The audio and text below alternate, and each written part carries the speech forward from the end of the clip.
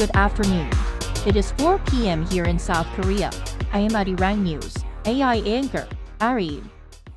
South Korea's central bank kept its benchmark interest rate steady at 3.5% as widely expected, due to persistent inflation amid unstable consumer prices.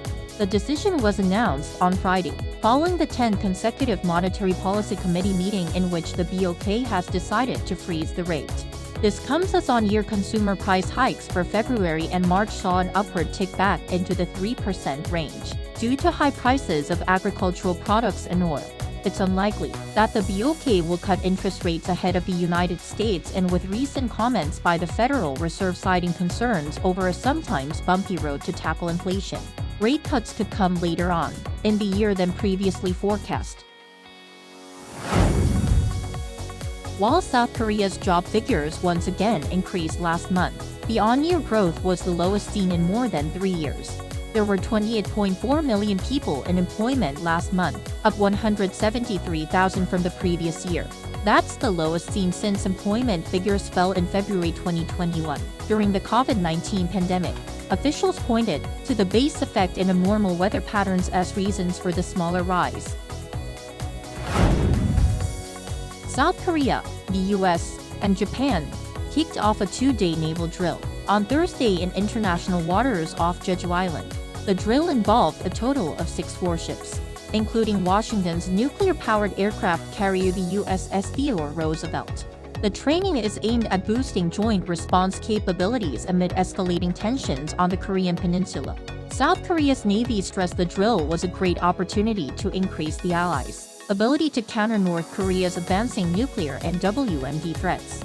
The training is part of the 3 countries' multi-year training initiative, which was jointly established during the Camp David summit last year. China's highest-level delegation is visiting Pyongyang for the first time in 5 years. North Korea's official newspaper, Rodong Sinmun, reported on Friday that a delegation led by Zhao Leji, China's 3rd highest-ranked official, arrived in Pyongyang on Thursday at the invitation by the North. Beijing has said the visit is aimed at kickstarting a year of friendship marking 75 years of diplomatic ties. South Korea's Unification Ministry said on Friday that it's closely monitoring the visit and that all relationships with North Korea must abide by the UN Security Council resolutions and aim for denuclearization in the North. The United States, Japan, and the Philippines have held their first trilateral summit on Thursday local time in Washington, D.C. U.S. President Joe Biden, Japanese Prime Minister Fumio Kishida, and the President of the Philippines Ferdinand Marcos Jr.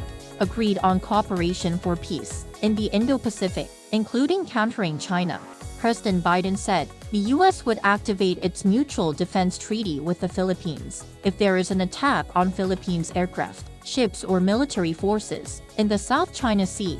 After the trilateral summit, the 3 countries released a joint statement expressing serious concerns about China's dangerous and aggressive actions in the South China Sea.